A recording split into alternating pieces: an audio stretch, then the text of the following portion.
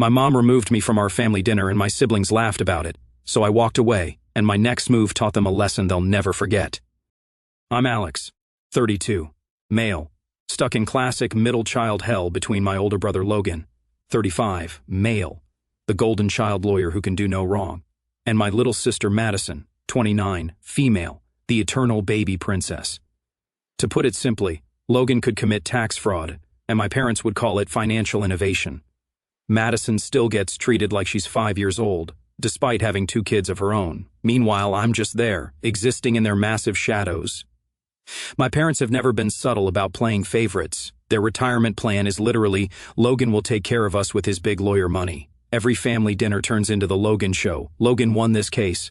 Logan bought a new BMW. Logan breathed today, and it was magnificent. One time, I mentioned getting Teacher of the Year at my school, and my dad literally said, "That's nice, pass the potatoes." Not even kidding. 4 years ago, I committed the ultimate crime. I married Sophia, 31, female. My parents hate her because she's not refined enough for the prestigious Johnson family. That is, she laughs too loud, speaks her mind, and didn't go to some fancy college. Oh, and she's a preschool teacher, which, according to my mom, is glorified babysitting. The irony that she says this while expecting Sophia to babysit my sister's demon Spawn every other weekend is apparently lost on her. We're known as the education couple in a family that only respects careers with 6-figure salaries. At Christmas 2 years ago, my dad actually asked Sophia when she was planning to get a real job, because surely playing with children all day can't be fulfilling. She almost stabbed him with a fork, and honestly, I wouldn't have stopped her. But here's the thing. For years, I've been killing myself trying to earn their approval. I go to every family function. I listen to hours of Logan worship. I convince Sophia to watch Madison's kids whenever she asks, because it's the least we can do for family. My parents' words, not mine. I've tried so hard to be the good son they want, but it's never enough. They have no idea that I work my ass off with side hustles. I do online tutoring until midnight most days, curriculum development on weekends, educational consulting gigs, summer school every year, all so I can save up for something big that might finally make them proud. They think I'm just scraping by on my teacher salary. My dad once had the balls to say I should get a side gig to contribute more to the family while I was literally taking a break from my 3rd job of the day. And Sophia, they use her like a free nanny service. My sister Madison will literally text, "Watching the twins tomorrow, 8 a.m., thanks." Not a question, not a request, just an assumption. But when Sophia had the flu last winter, and I asked if anyone could drop off some soup or meds, dead silence. 5 days later, my mom texted, "Is she still sick?" Super helpful. My mom has this insane way of dismissing everything we do. Last month, I mentioned how one of my struggling students finally had a breakthrough and was now reading at grade level. Her response? "That's sweet, honey, but have you seen Logan's new article in the Law Journal?" She didn't even wait for an answer before shoving her phone in my face with Logan's stupid article pulled up. But I've been telling myself for years that they'll eventually come around, that one day they'll see how hard we work, how much we try to contribute, how much we care. I kept making excuses for them. They're from a different generation. They show love differently. Family is complicated. All that BS we tell ourselves when we don't want to admit our family sucks. Then came the family gathering that changed everything, and I realized I wasn't imagining a damn thing. Let me give you some context here. These monthly family dinners have been happening since I was a kid, the first Sunday of every month. The whole extended family comes over. It's like a Johnson tradition. My parents' house becomes a showcase for everyone's success. New promotions, vacations, purchases, all get announced and celebrated, except mine, of course. I once mentioned a raise, and my uncle asked if that meant I could finally afford a new car. I was driving a 3-year-old Honda, but last month I got this text from my mom, "Alex, honey, we're canceling the monthly family dinner tomorrow. Your father and I are just so tired and money's been tight lately. Maybe next month." Now, I've gotten texts like this before and they always make me feel like crap, like I'm not important enough to make the effort for.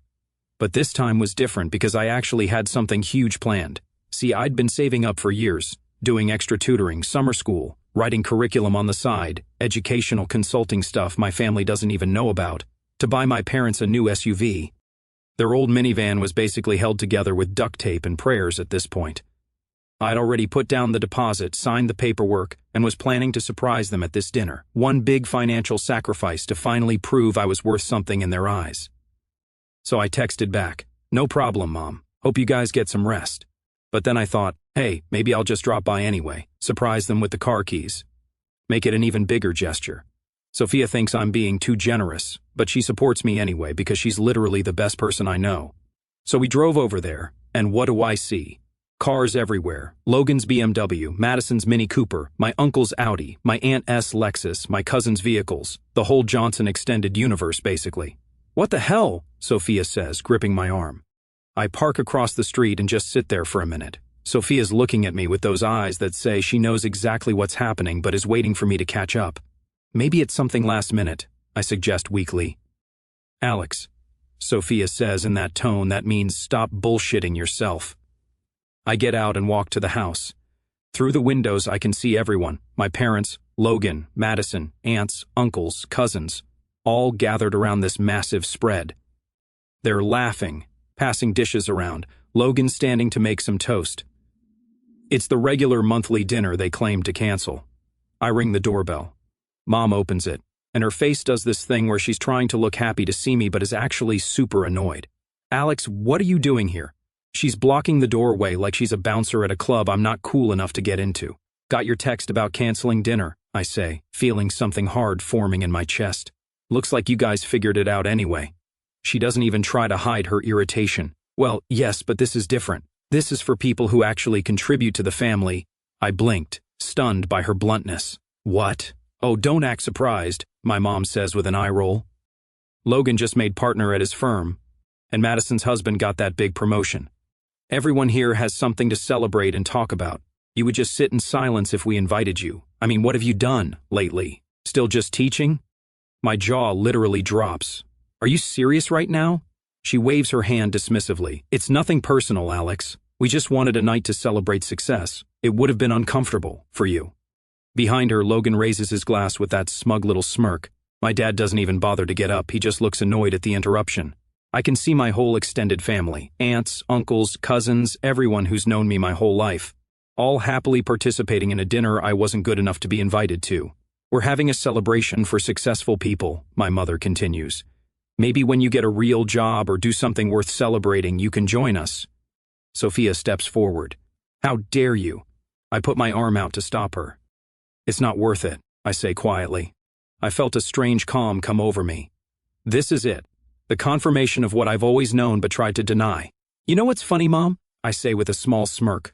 I was actually coming over to surprise you with a very nice gift. I've been saving for 3 years to buy it for you. It's sitting at the dealership, right now, paid in full. But you definitely don't deserve it. Her eyes widened in shock. What is it, Alex? Wait. Goodbye, Mom. Enjoy your celebration. I turned and walked away with Sophia as my mother called after me. I don't look back, even as I hear her calling my name. The door closes with a final sounding click. Did that just happen? Sophia whispers. Yeah, I say, feeling weirdly calm. But you know what? It's the last time it's ever going to happen. We get back in the car and I'm just sitting there, hands gripping the steering wheel so tight my knuckles are white. Sophia's crying next to me, not because she's sad, but because she's so mad. That's my wife, I think. She doesn't cry when she's hurt. She cries when she's pissed. I'm so sorry, I say. Don't you dare apologize for them, she snaps. They're horrible people. At least now we can use that SUV money for something better, I say, trying to find a silver lining. Sophia shakes her head. I still can't believe you told them about the car like that. The look on your mom's face, though. She actually lets out a small laugh through her tears. I know you thought buying them a car was too much, I sigh. You were right all along. Hey, she says, taking my hand. I supported the decision because I knew how much it meant to you to try one last time. But Alex, they don't deserve you. They never have. Not anymore, I say, pulling out my phone and dialing the dealership. I'm done trying to buy their love. The salesman sounded confused when I told him I needed to cancel the purchase. But, Mr. Johnson, you were so excited about surprising your parents. The car is all ready to go. Yeah, well, plans change, I say. They won't be needing it after all. When I hang up, Sophia's looking at me with this weird mix of pride and concern. Are you okay? Not really, I answered honestly, but I will be. That night, we order takeout, put on a stupid movie, and try to pretend everything's normal. But my phone kept blowing up with texts from my family. Not apologies, mind you, but demands. My mom, Alex, I need you to watch Madison's kids on Thursday. She has an important event. My dad, your mother says you're being difficult. Stop it immediately. Logan, dude, Mom's pissed you showed up last night. You know those dinners are for family contributors only. Madison, can you and Sophia take the kids this weekend? Also, can you bring those educational toys you mentioned last time? I block their numbers, turn my phone off, and toss it on the coffee table. Sophia raises an eyebrow. Not going to respond? Nope, I say, taking a huge bite of pizza. I'm officially on strike from the Johnson family circus. About damn time, she said. For the next 3 weeks, everything was like I'm living in a whole new world. No more scrambling to please people who will never be pleased. No more dreading Sunday dinners where I'm invisible unless someone needs something. But since they couldn't reach out to me, my parents showed up at our apartment twice. We don't answer the door. They leave notes about how disappointingly immature I'm being and how I'm breaking my mother's heart. Like, who broke whose heart? I toss them in the trash without a second thought. Then something unexpected happens. One of my educational apps takes off, like really takes off. The side project I've been working on for years, an interactive reading program for struggling students, gets featured in some major education publications. Suddenly, I'm getting offers, big offers. For 3 years, I've been building this program in secret, testing it with my students, refining it on nights and weekends. My family didn't even know about it because they never bothered to ask what I was working on. It was just Alex's little teaching thing. Now a major educational publisher wants to buy it. The number they're offering has more zeros than I've ever seen in my bank account. Sophia screams when I show her the email. We're talking life-changing money, the kind of money my family would actually respect. I'm actually starting to think maybe this clean break might work when my aunt, I'll name her Julie, calls. The cool one who's always been decent to Sophia and me. I answer because Julie's never been part of the toxic mess. Alex, she says, her voice all hushed like she's telling me state secrets. Have you heard about Logan? What about him? I ask, trying not to sound too interested. I mean, I'd been doing so well with the whole dead-to-me family situation. He got fired 3 months ago, she says, her voice still that dramatic whisper. I nearly dropped my phone. What, that big Morrison case? He totally botched it. Missed a filing deadline, then tried to cover it up. Cost the firm millions in damages. They canned him immediately. I'm struggling to process this. He was just at that family dinner, toasting and bragging and being his usual douchy self. It's all an act, Alex. He's been pretending he's on some kind of sabbatical, but he's actually been unemployed this whole time, just scraping by on odd legal consulting jobs. The golden child, the retirement plan, the favored son, unemployed? Hell yeah. How do you know this? I ask. My neighbor's son works at the same firm. Office gossip. Logan swore him to secrecy, but you know how that goes. After I hang up, I sat there for a good 20 minutes, just processing. The whole family dynamic was built around Logan's success. My parents invested everything in him, emotionally and practically, because he was their ticket to a comfortable retirement, and he'd been lying to everyone for months. Part of me felt sorry for him. A bigger part felt something like vindication, and honestly, a small, petty part of me was secretly thrilled. I mean, after years of being compared to Logan the amazing lawyer, finding out he's actually Logan the unemployed fraud felt satisfying. Then my phone rings again. It's Logan himself. Speak of the devil. Hey, he says, sounding nothing like the smug jerk from the family dinner. Can we meet for coffee or something? Why? I ask, not even trying to sound friendly. A long pause. I need to talk to someone who isn't mom or dad. We met at this neutral coffee shop halfway between our places. Logan looks like crap, unshaven, wearing a hoodie instead of his usual designer clothes.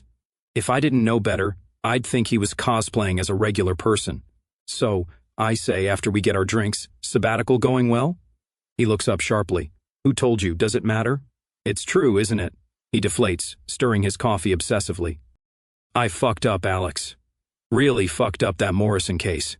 I missed a filing deadline, then tried to cover it up. They found out, and our parents think you're still the golden boy lawyer. I couldn't tell them, he almost shouts, then lowers his voice. You know how they are. Their whole world revolves around my success, their retirement plans, their status with their friends. Must be tough being the favorite, I say, not even trying to hide the bitterness. He actually laughs. You think being the favorite is easy? The pressure, the expectations? At least nobody expects anything from you. You can just be a teacher, and everyone's fine with it. I stared at him. Are you serious right now? Nobody's fine with me being a teacher. Mom introduces me as Alex, who's still figuring things out. Dad asked me last Christmas when I was going to get a real job. They excluded me and my wife from a family dinner because we're not impressive enough, Logan. He at least has the decency to look ashamed. I didn't know they did that. Of course you didn't. You were too busy raising your glass to me through the window. He winces. Look, I'm sorry, okay? I've been a dick, but I'm drowning here.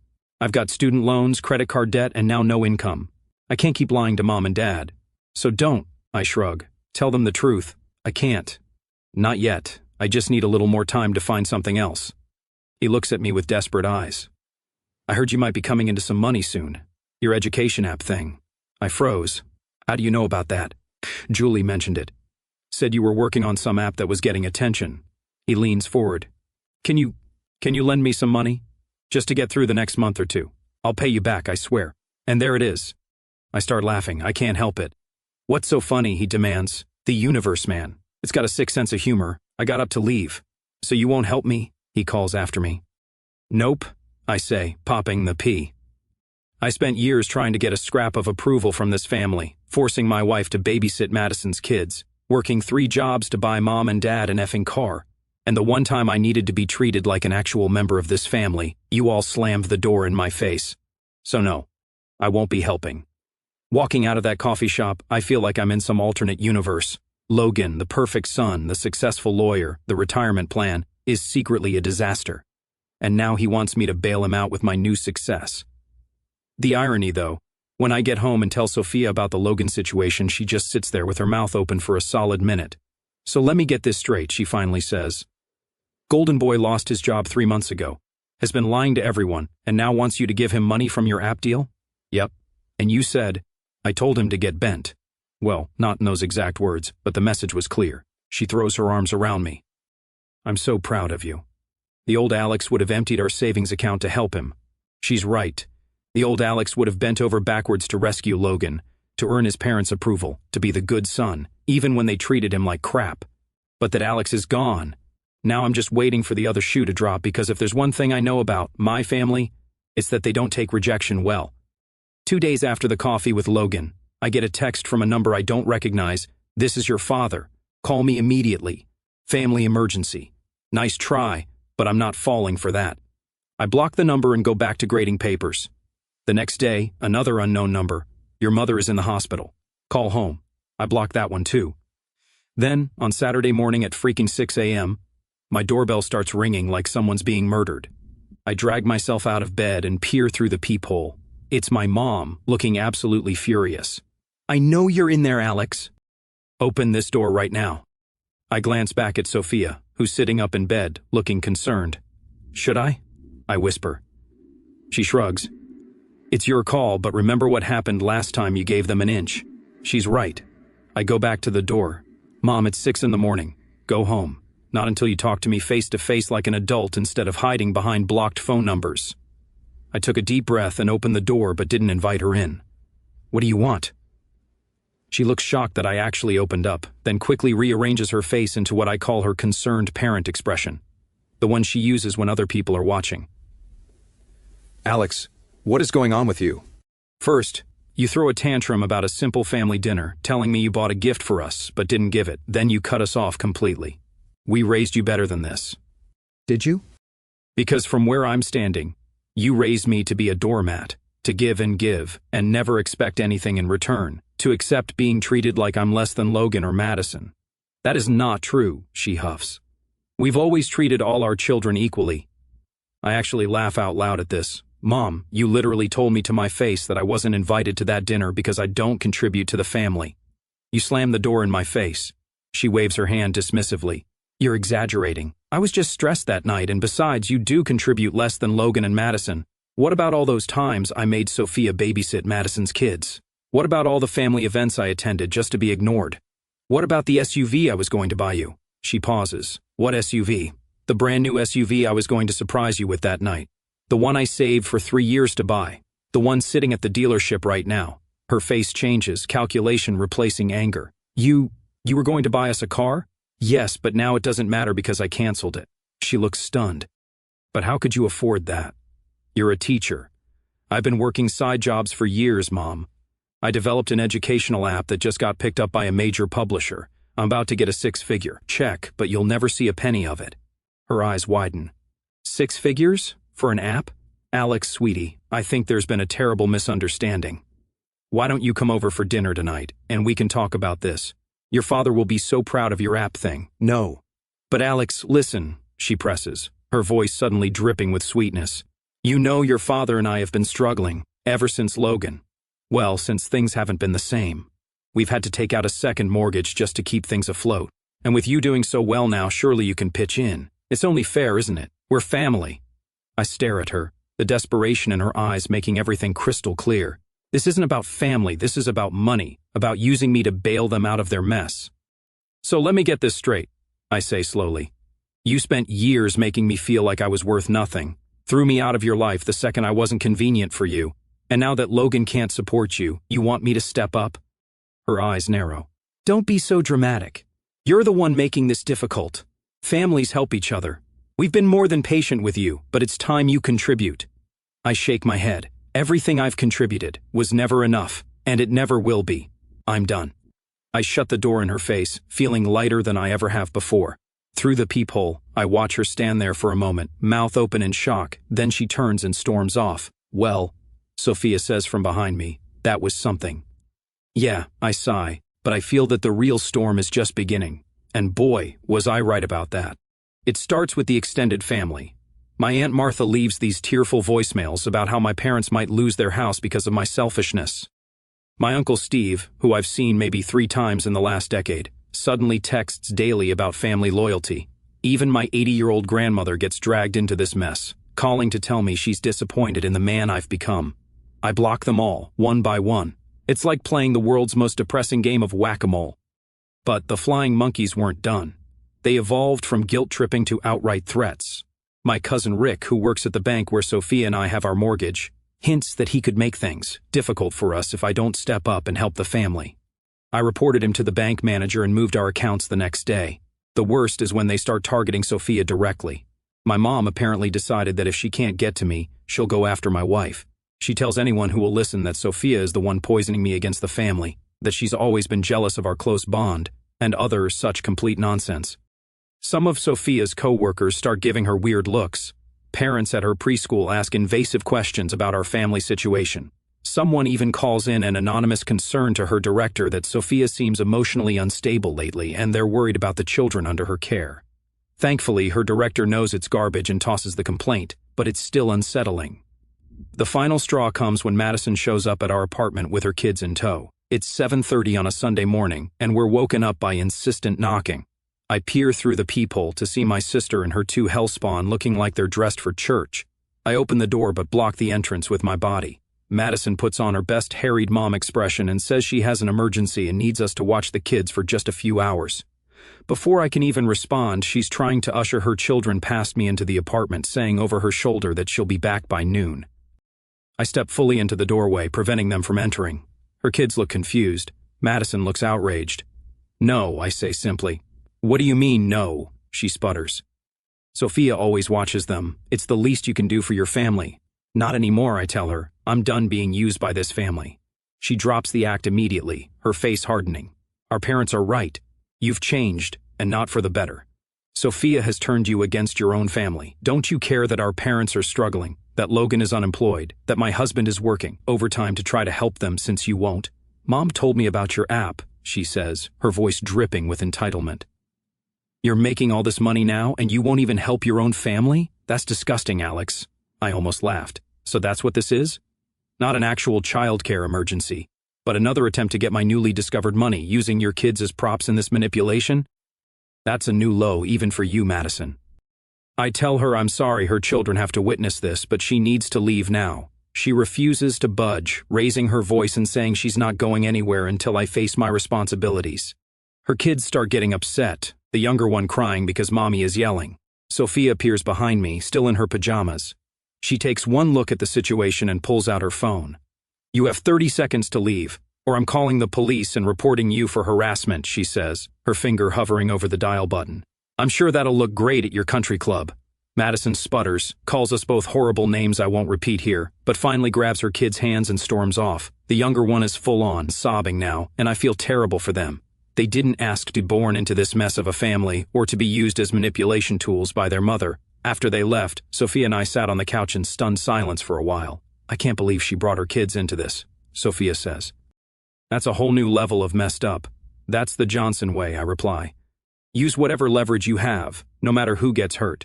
Later that day, I get a string of furious texts from my parents about how I made my sister's children cry and turned away family in need. The narrative has already been completely twisted. In their version, Madison had a genuine emergency, and I cruelly turned her away because I'm selfish and vindictive. It's at this point that I realize there's no winning with these people. No matter what I do or don't do, they'll find a way to make me the villain in their story. The only way to stop the game is to refuse to play. So that's what I did. I block every new number that pops up.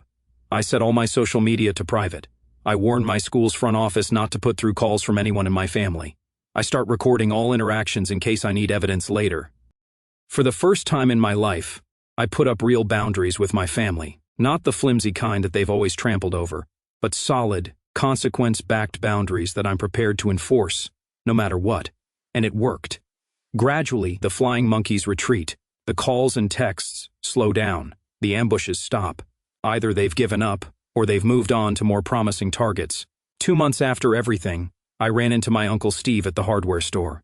I braced myself for another lecture, but he just looks tired. He told me that Logan is still in Chicago, working some entry-level paralegal job and living in a studio apartment. My parents have had to take out a second mortgage on their house to cover the debts Logan left behind. Madison and her husband had to pull their kids out of private school. He's not saying this to make me feel guilty. I can tell from his tone he's just stating facts. Then he says something that actually surprises me. Maybe they're finally learning they can't always count on being bailed out. I nod, not sure what to say. He wishes me well and walks away. That night, I tell Sophia about the encounter. "Do you think they're really struggling?" she asks. "Probably," I say, but not in the catastrophic way they made it sound. They're just having to live within their means for the first time. "And how do you feel about that?" she asks, using her preschool teacher voice that always makes me smile. I think about it for a minute. Honestly, I hope it teaches them something about consequences, about not taking people for granted, about what really matters. Sophia nods. "And what about you? What matters to you now?" I look at her, my amazing wife who stood by me through all this insanity, and I realize how lucky I am, how much I've gained by letting go of people who never valued me. This, I say simply, us. Building a life that's ours, not theirs. She smiles and squeezes my hand. Sounds pretty good to me. Everything after that started to settle down, and I got used to not carrying my family issues around. 2 months after cutting off my family, my phone rings with an unknown Chicago number. It's Logan. He's not calling to guilt trip me. He's not asking for money. He sounds different, humbled. He tells me he's been in therapy, that losing everything was actually the wake-up call he needed, that he's been doing a lot of thinking about our family, about how our parents pitted us against each other, about how he benefited from it while I suffered. "I'm sorry," he says, "for everything. You didn't deserve any of it." I waited for the other shoe to drop, the subtle dig, the request for help, the hidden manipulation, but it didn't come. Logan tells me he's started over. The fancy law career is gone. He's working at a legal aid clinic, making crap money but actually helping people. He's living in a tiny apartment with secondhand furniture. For the first time in his life, he's not trying to impress anyone. Our parents are freaking out. Their golden child has not only fallen from grace but seems content with his new humble life. Their retirement plan has officially imploded. "I heard about your app," he says, from Julie. "Congrats, man. That's seriously impressive." "Thanks," I reply cautiously. "I'm not asking for money," he adds quickly, as if reading my mind.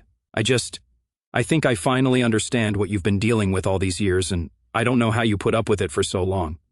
Before we hung up, he told me something that blew my mind. "I always envied you, you know? Me? The family disappointment? You found something you're passionate about," he explains. "You married someone you actually love, not someone mom and dad approved of. You built a life that's yours, not theirs. I had the title of favorite son, but you had freedom. As for my parents and Madison, radio silence. No apologetic phone calls, no heartfelt letters, no moments of realization. Just occasional updates from Logan about their latest drama. The house they had to downsize from, the country club membership they had to give up, Madison's husband leaving her after discovering her massive credit card debt.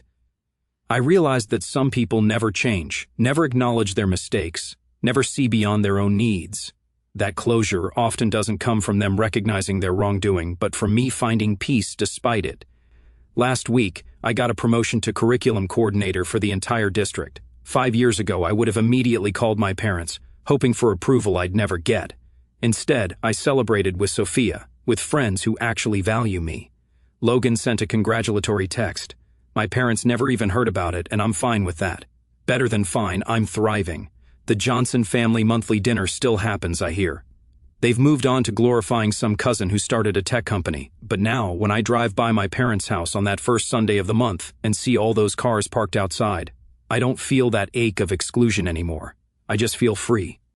And oh, that SUV I was going to buy them. I used that money to start a college fund for kids from low-income families instead. Every year, the Johnson First Generation Scholarship helps a student become the first in their family to go to college.